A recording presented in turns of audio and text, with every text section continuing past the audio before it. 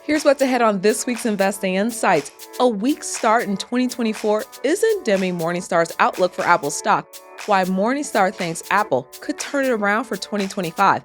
Plus, the Federal Reserve is delaying interest rate cuts, while inflation runs hot.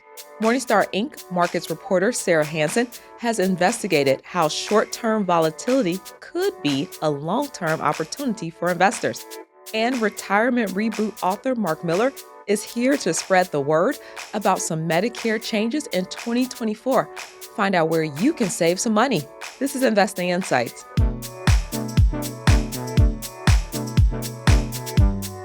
Welcome to Investing Insights. I'm your host, Ivana Hampton. Let's get started with a look at the Morningstar headlines. Apple has had a weak start to 2024, but Morningstar is optimistic for 2025.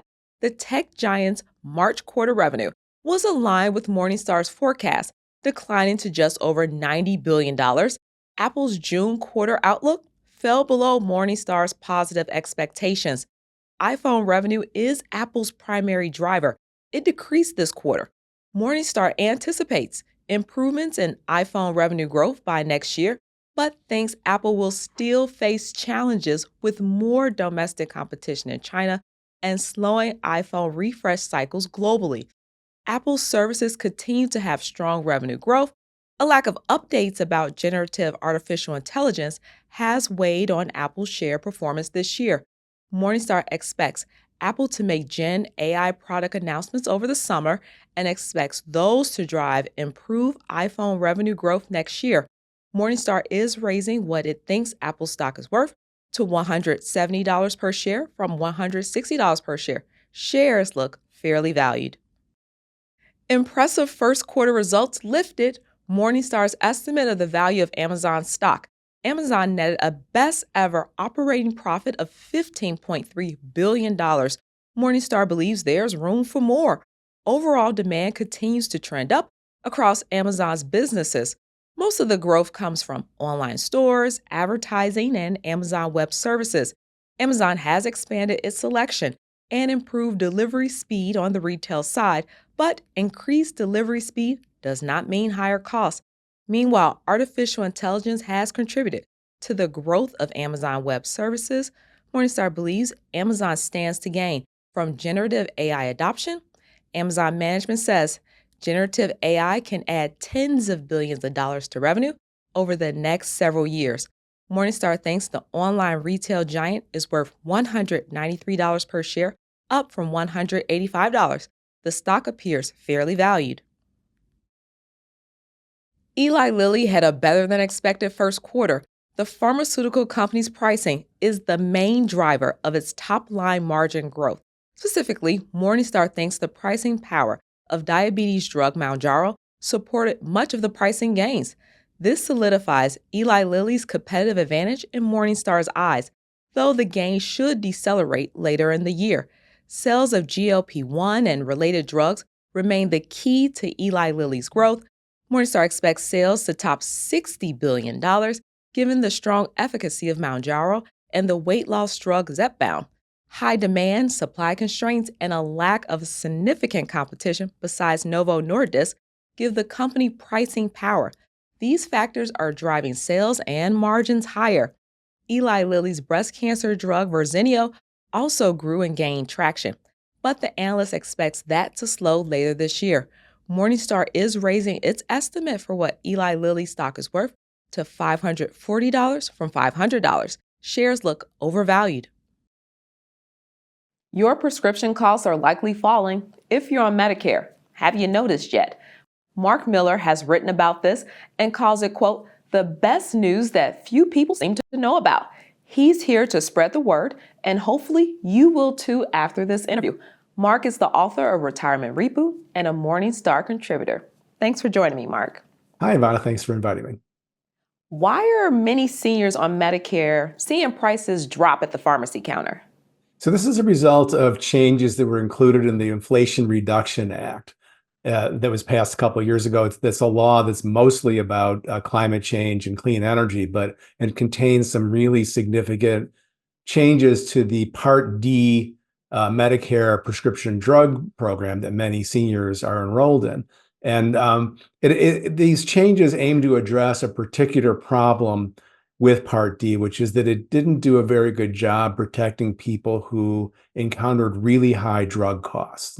People who are taking kind of new class of, say, biologic drugs for conditions like cancer or expensive blood thinning medications that weren't really on the market so much when Part D came into existence in 2006, but it's since been a big thing. So, without getting too far under the hood here, the Part D program had some components to the way it was designed that once you hit a certain amount of spending, you could be on the hook for thousands and thousands of dollars above and beyond what you were spending on premiums. So there are a number of changes in this law that aim to address that problem.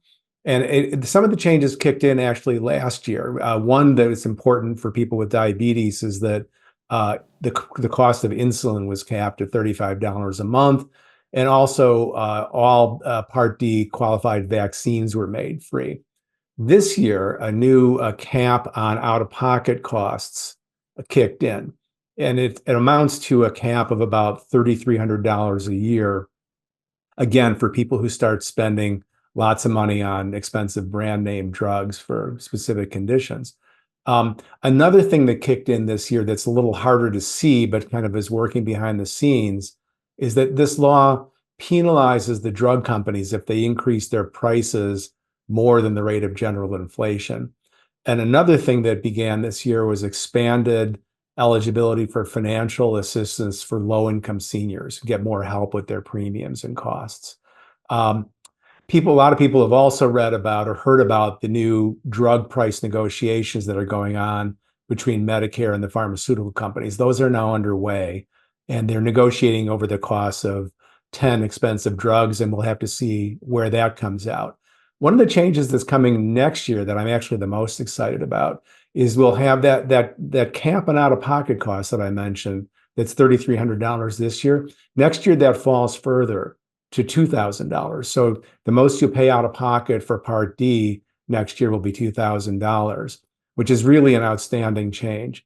Another change that kicks in next year for people who do encounter those higher costs is that the drug plans will be required to offer you an option where you could spread those costs out over the year, in monthly payments, which will help people who maybe are, have lower incomes and maybe some cash flow challenges. So, there are really some great changes. I think that, and the interesting thing is that awareness of these changes is really just starting to kick in. And I was asking one healthcare expert about this for the story that I wrote about this for the New York Times. And she said, well, it's not that surprising because most of us really kind of have no idea what we're paying for healthcare and can't figure out why anyway. So the fact that a specific change like this would be taking place, unless you happen to have read about the law, it's not that surprising that lots of people just don't know about it yet.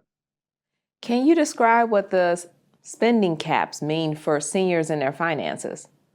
So, well, so you pay your premium for the policy. That might be, let's say, $30 a month, but then you get to certain features of these drug plans where you have to pay more and more out of pocket above the premium. So, like I say, it was usually an issue that for people who are taking very expensive drugs, in some cases might be paying, $10,000 or more out of pocket for their drug needs. I interviewed a couple people for the story who were facing that.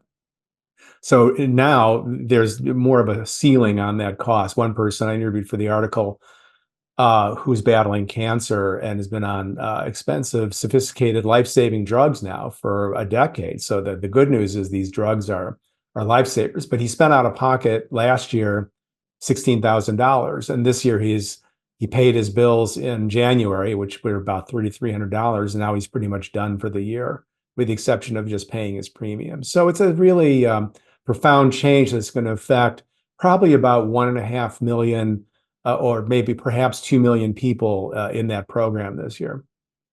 And you mentioned the expanded access to federal assistance for low-income seniors. Can you give a few more details about that? Yeah. So there's a federal program called Extra Help, which for people who qualify, and the qualification tests have to do with your income and also assets you might have, savings. If those are low enough, this program will pick up part or all of your premiums and other out-of-pocket costs. So it's an important program, and it's actually, under enrolled, and meaning there are more people who could be getting it than are enrolled, and it's just a matter of not knowing about it, or not knowing how to apply, that sort of thing. Well, Mark, thanks for coming on the podcast to spread the word. My pleasure. Thank you. Interest rates will likely stay higher for longer as inflation continues to run hot. The Fed's preferred inflation tracker came in stronger than expected for March. Wall Street is waiting to see what the upcoming Consumer Price Index report is signaling about the economy. The short-term volatility could provide a long-term opportunity for investors. Morningstar Inc's markets reporter Sarah Hansen has written about this. Thanks for joining me, Sarah. Thanks so much for having me. The year started with the market predicting several interest rate cuts. Those numbers have dwindled. What's been the impact on stocks? So that rate repricing that you're describing has been kind of the biggest story for markets this year. Investors started 2024 anticipating 6 or even 7 cuts from the Fed over the course of the year. The central bank had brought those rates very high to bring down inflation. And at the end of 2023, it looked like they were really making great progress. What changed between then and now is inflation. Price pressures have stayed kind of unexpectedly elevated in the first few months of the year. We've had a couple surprising inflation reports in a row. And as a result, it's looking like we maybe see only 1 or 2 cuts in 2024, if we see them this year at all. And the stock market does not like that. The market has stumbled over the past couple of weeks as investors digest that data. At a very high level, high interest rates tend to kind of weigh on stocks because they make it more expensive to borrow money. They take a bite out of balance sheets, and they take a bite out of profits. And that makes investors nervous. Rates seem to have peaked over the summer. They've been high and steady for a long time, and investors have been kind of steadily waiting ever since then for them to come down again. And growing evidence that that process might take longer than we thought is what's causing this dip in markets right now. How could fewer rate cuts benefit investors? So the good news is that analysts say, not to worry too much about short-term volatility. It does not mean that the bull market is over. Earnings are still coming in strong. The economy is still growing. The labor market is still robust, and consumers are still spending, plenty of money. And a market reset may actually be kind of a positive thing, given valuations. Valuations have been somewhat elevated across the board, compared to a year ago. And, strategists are saying that a pause in this bull run kind of may give markets a little bit of time to digest, may let valuations kind of come back down to healthier levels for investors. Now, what's the prediction for the bond market, and what should fixed income investors consider? So when it comes to bonds, higher rates generally mean higher yields for investors. That's the coupon portion of the bond. It's the income part of fixed income.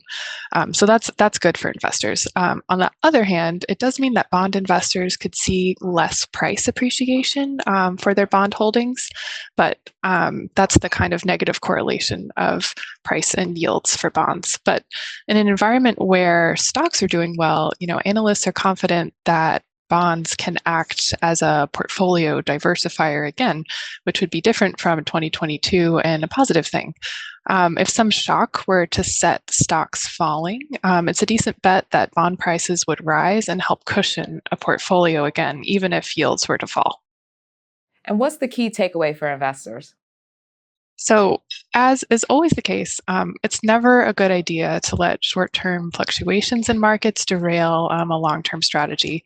Volatility is a very normal part of investing in markets, in any market, and it's really important to make sure that your portfolio is constructed in a way such that you can withstand it, and you can withstand it at a level that you're comfortable with.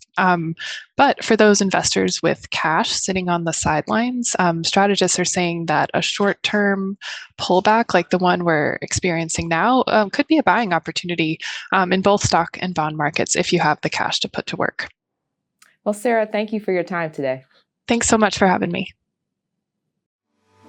That wraps up this week's episode. Subscribe to Morningstar's YouTube channel to see new videos about investment ideas, market trends, and analyst insights. Thanks to senior video producer Jake Vankerson, lead technical producer Scott Halver, associate multimedia editor Jessica Bevel, and editor Margaret Giles. And thank you for watching Investing Insights. We appreciate it. I'm Ivana Hampton, lead multimedia editor at Morningstar. Take care.